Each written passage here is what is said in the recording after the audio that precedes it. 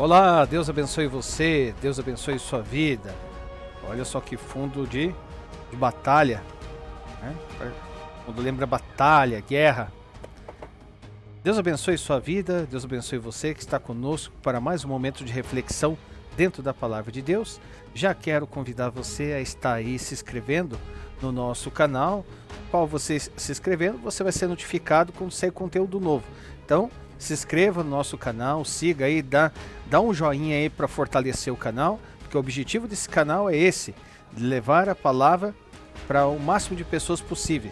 É um canal o qual trazemos momentos de reflexão dentro da palavra, o qual refletimos dentro de temas atuais e ver o que a palavra de Deus pode nos ensinar e nos instruir, diretamente ou indiretamente, tá bom? Então conto com o teu apoio aí para estar fortalecendo o nosso canal, o qual, né, nós temos aprendido bastante. Eu digo que aprendi e estou aprendendo muito com cada tema aí, e eu creio que hoje não vai ser diferente. Então, esse tema, hoje, em junção dessa trilha sonora, nós trazemos hoje o seguinte tema: Salmo 91, o refúgio seguro do Altíssimo. Então vamos dar uma olhada, analisar o Salmo 91, é um salmo bem conhecido, muitas pessoas deixam até suas Bíblias dentro de casa aberto no Salmo 91.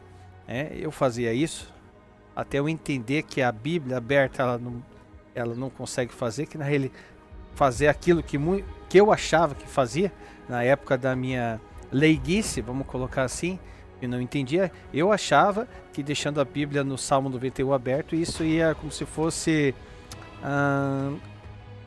fosse a mesma ação de algo que fosse, sei lá, de repente barrar alguma coisa negativa. Mas na realidade a palavra de Deus, ela está aí para ser analisada, estudada, né? Então às vezes não adianta a gente deixar o Salmo 91 aberto e não entender o que está acontecendo ali, né? Mas vamos dar uma olhada, e eu creio que vamos aprender muito dentro desse momento de reflexão, né? Então vamos lá. O Salmo 91 é um dos mais conhecidos e recitados da Bíblia. Muitos o chamam de Salmo de proteção. Mas para entendê-lo de fato, precisamos olhar além das palavras bonitas. Ele nos revela quem é Deus para aqueles que confiam nele. E o que significa habitar em sua presença?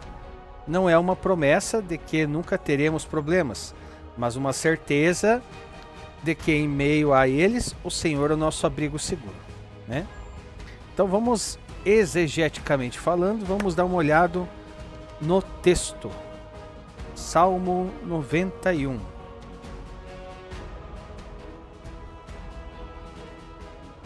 Salmo 91. Então vamos ver o que vamos aprender aqui. Eu creio que vai abrir muito a nossa mente. Vamos lá. Aquele que habita no esconderijo do Altíssimo, a sombra do Onipotente descansará. Direi do Senhor: Ele é o meu Deus, o meu refúgio, a minha fortaleza, e nele confiarei. Então vamos ali pegar agora o verso 1 e 2, né? E dar uma olhada. Então aqui, a habitação daqueles que são de Deus. Então assim, habitar aqui no hebraico, yashab, significa permanecer, sentar-se, estar firme. Esse é o significado da palavra habitar. Isto não fala de visitas ocasionais a Deus, mas de uma vida constante de comunhão. Estar na sombra do Onipotente mostra intimidade e proximidade, como alguém que descansa à sombra de uma árvore. Eu sempre digo que a palavra de Deus, ela é sempre condicionada, né? Aquele que habita no esconderijo do Altíssimo. Então, tem que habitar no esconderijo dele, aí a sombra dele descansará.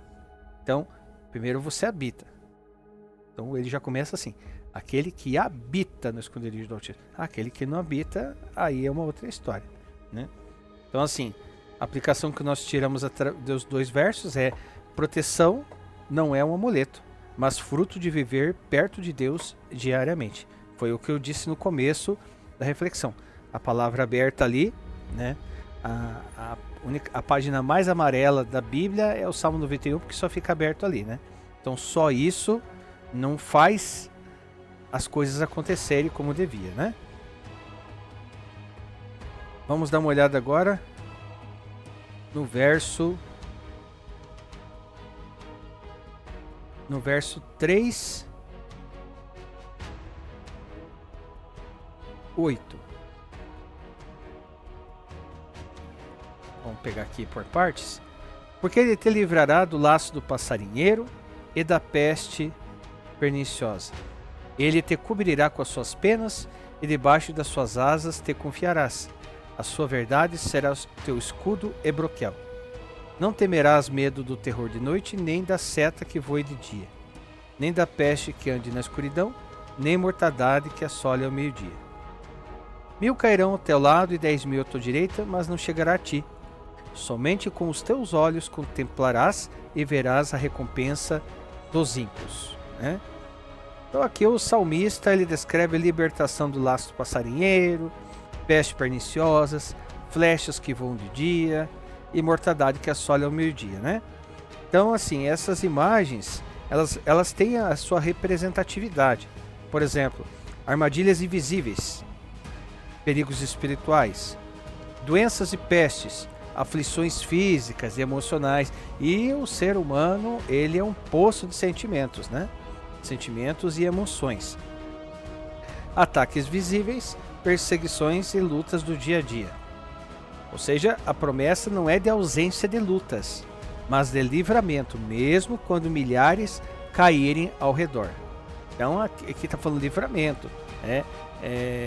Eu comentei isso a um tema anterior do nosso momento de reflexão, e tem pessoas que têm aquela visão errônea de achar que Deus vai livrar de tudo. Não é bem assim.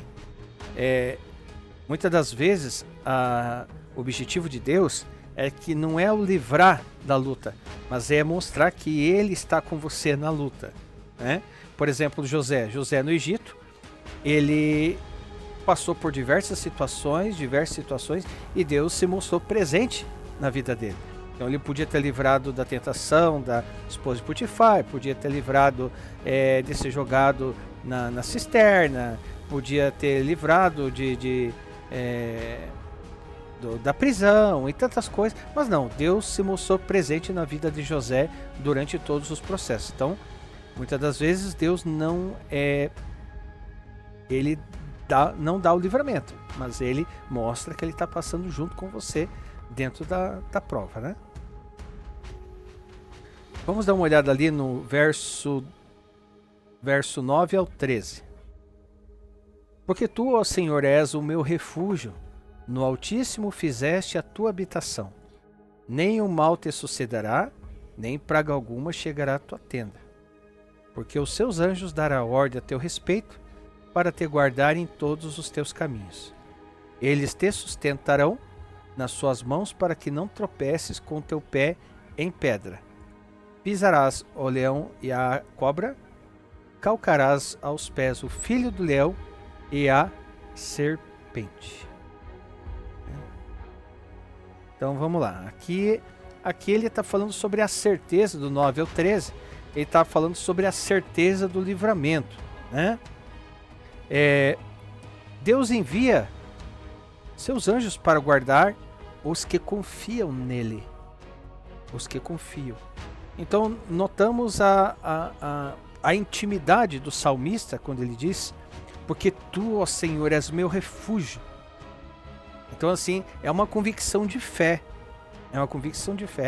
Então tudo está condicionado a aquilo que Deus é para mim e como que meu coração está envolvido por Deus, com Deus, né? E para Deus. Então é envolvimento. Então não adianta nada se, por exemplo, você não tem intimidade com Deus, não conhece Deus e acha que essas coisas podem ser aplicadas para você. Não. Aqui está falando de alguém que confia no Senhor, que confia nele, né? A imagem de pisar o leão e a serpente, o que ali diz? Ali aponta para a vitória sobre forças malignas. Então é guerra, né? É guerra, é luta ali e vitória sobre essas forças. Então assim, aqui não há superstição. Não há superstição. É a confiança de que nada toca a vida do justo sem a permissão de Deus. Mas é a vida do justo. Então, é o que eu estou falando desde o início. Tem que ter... A pessoa que tem uma ligação com Deus... É válido tudo que está nesses salmos que nós analisamos até agora, né? Mas tem que estar envolvido com Deus. É claro que tem livramentos, coisas as quais Deus faz, tem, com propósitos os quais a pessoa só vai ver lá na frente, né? Por exemplo, eu creio no meu entendimento, agora eu vou falar do meu entendimento, que assim como na sua vida, como na minha, Deus tinha um propósito. Então assim, e para que esse propósito fosse a chegar em certos pontos que Deus quisesse que chegasse, antes mesmo de conhecê-lo verdadeiramente, ele já dava os livramentos, é claro, com todos os propósitos ali. Mas que nós venhamos a entender que muitas das coisas de Deus acontecem na vida daquele que tem o coração envolvido com Deus, né? Mas vamos lá. Vamos lá dos versos 14 ao 16. Portanto, tão encarecidamente me amou, também eu livrarei, pô-lo-ei em retiro alto, porque conheceu o meu nome. Ele me invocará e eu lhe responderei. Estarei com ele na angústia, dela o retirarei e eu glorificarei. Fartá-lo-ei com longura de dias e lhe mostrarei a minha salvação. Né? Então aqui é a voz do próprio Deus, né? Então é forte, né?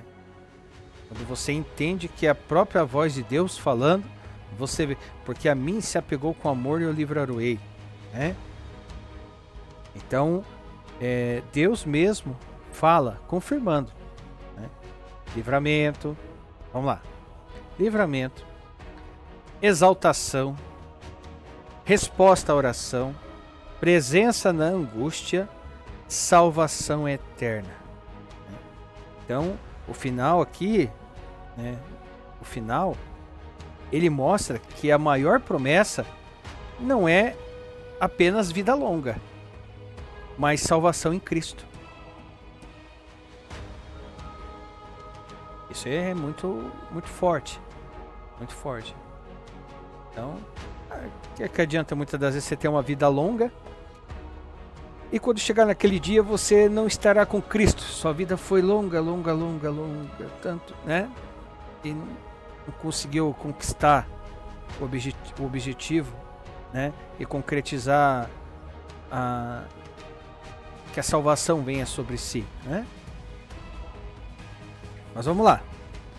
Vamos trazer agora uma reflexão teológica sobre isso, sobre o tema, né? O Salmo 91, ele não é uma fórmula mágica contra problema, mas é uma revelação de que Deus é suficiente em qualquer circunstância. Mais uma vez eu repito, a Bíblia aberta no Salmo 91, ali na mesa, na estante, não vai fazer aquilo que você acha que vai fazer, né? Quem habita em Deus não vive pelo medo, mas pela fé. É tudo através da fé, da fé. O mal pode tocar o mundo? mas não tem poder final sobre os filhos de Deus. A vitória final, ela é garantida porque Cristo venceu a morte e o pecado. Então, assim, você que tem uma fé, tem dias que nós não estamos com aquela fé, mas estamos com fé, né? Tem aqueles dias que é uma luta, mas a sua fé, ela está alicerçada. Ela está alicerçada, independente do que você passa ou não, ela está alicerçada. Então, isso leva a uma vitória garantida no final. Lembrando que, e isso depende muito das nossas ações, né? Porque nós somos salvos pela fé mediante a graça, né? Então, assim, não basta também dizer que tem fé e não tiver ações, porque a palavra de Deus também diz que a fé, ela é morta se não tiver obras, né? E só lembrando que obra interessante, caso essa palavra esteja falando com você, de você mandar para alguém, viu? Seja canal de bênção. Não retenha para você não. Se você está gostando desse tema, mande para alguém. Então, assim, a vitória final, ela é garantida porque Cristo venceu a morte e o pecado. Amém? Ok, beleza. Só que eu tenho que fazer minha parte também, né? É porque tem pessoas que acham que o fato de ela... eu já falei isso em alguns vídeos. Porque eu creio, porque eu tenho fé. E às vezes é estagnado, né? Tem muita coisa a fazer. Deus tem coisas para fazer através da vida dele, da vida dela. E, né, fica... Então, assim, é como diz... tem acreditado que diz assim... um veículo parado, ele não vai a lugar nenhum, né? Então, seja um veículo que se mova para lá e para cá. Aí, para que o veículo se mova, ele tem que ter combustível. E o combustível do cristão é o Espírito Santo. É Deus. É Ele que dá o combustível, Ele injeta ali uma injeção de ânimo, mesmo em situações ali que você às vezes está com 10 facas nas costas, igual um desenho que sempre o pessoal publica e posta. Uma pessoa com 10 facas nas costas ajudando uma que está com uma só precisando de ajuda. Então é isso. Mais ou menos por aí. Qual a aplicação prática que nós podemos tirar através disso? Podemos dizer que são 4 pontos. Primeiro ponto: habite na presença de Deus, né? Isso aqui não é apenas você ir para a igreja, mas no seu dia a dia.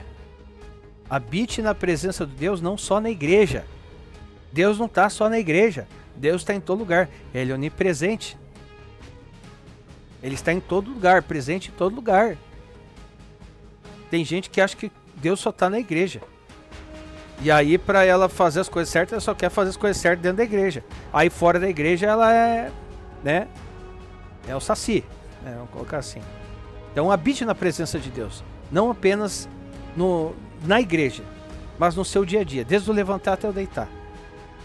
Segundo ponto: confie, mesmo em meio às crises, dificuldades, batalhas. Confie. Quando tudo parecer desmoronar, o Salmo 91 é o lembrete. Você está debaixo da sombra do Onipotente, né?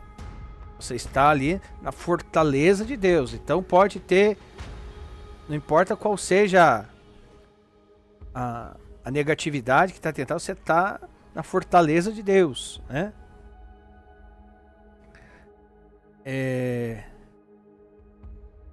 Terceiro ponto: ore declarando confiança. Ele é o meu Deus e o meu refúgio. Isso aí é você mostrar confiabilidade nas ações de Deus. Não, o quê? Está acontecendo isso? Não. Deus, ele é meu Deus, meu refúgio, minha fortaleza.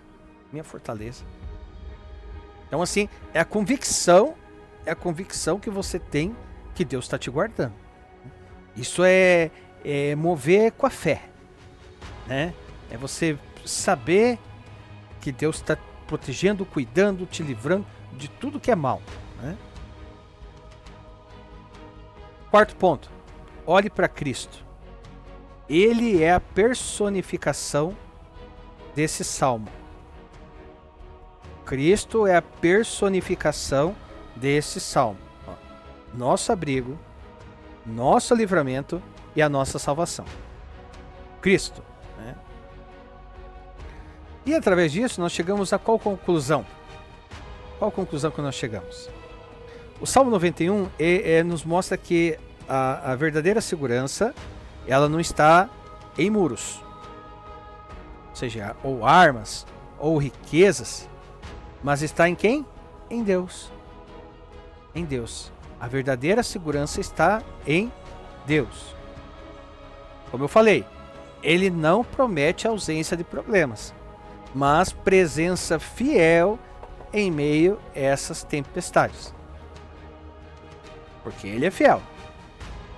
Assim, quem confia no Altíssimo pode descansar, porque o Senhor é refúgio eterno. Eterno. E com isso nós trazemos dentro desse Salmo 91 uma mensagem central. Qual a mensagem central? A verdadeira proteção não está na ausência de batalha, mas na presença de Deus, que nunca abandona seus filhos. Então é aquilo que eu falei. É Deus se mostrar presente, assim como Sadraque, Mesaque e Abednego na fornalha, dentro daquela fornalha. E o Senhor estava lá, o quarto homem na fornalha. Podia ter livrado eles da fornalha? Podia, Deus pode qualquer coisa. Mas não, Ele quis estar lá dentro da fornalha. E o milagre foi mais lindo ainda. E olhavam, Nabucodonosor e os demais olhavam e não acreditavam. Espera aí. Eram 3, mas estou vendo um quarto? Chega a arrepiar. Então, a verdadeira proteção não está na ausência de lutas, não está na ausência de batalhas ou de guerras, né? Mas na presença de Deus, que nunca abandona seus filhos, nas lutas, nas batalhas ou nas guerras. Então isso que vem a nos cravar. E o principal, a receita do bolo, a cerejinha, já é o começo do Salmo 91. Já é o começo. Por que eu digo que é o começo? Porque ele já começa assim: aquele que habita no esconderijo do Altíssimo. Então, se você não habita ainda, comece a habitar a partir de hoje. Comece a habitar a partir de hoje. Deixe Ele governar a sua vida. Deixe Ele cuidar de você. Mostrar o que é você passar uma guerra e Ele está ali, você vendo o agir dele na sua vida.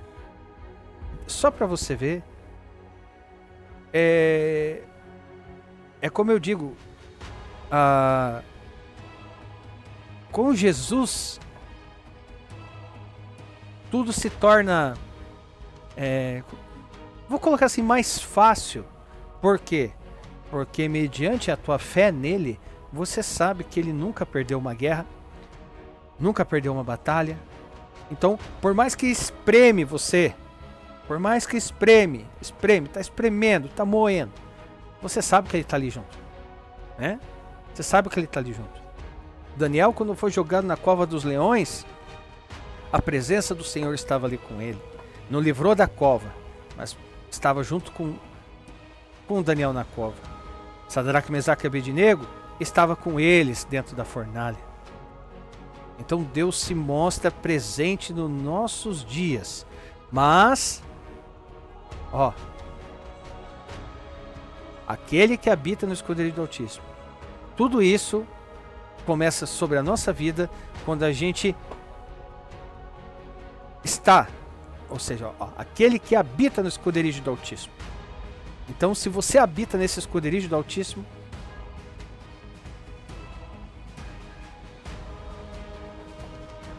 você vai ver milagre atrás de milagre, coisas que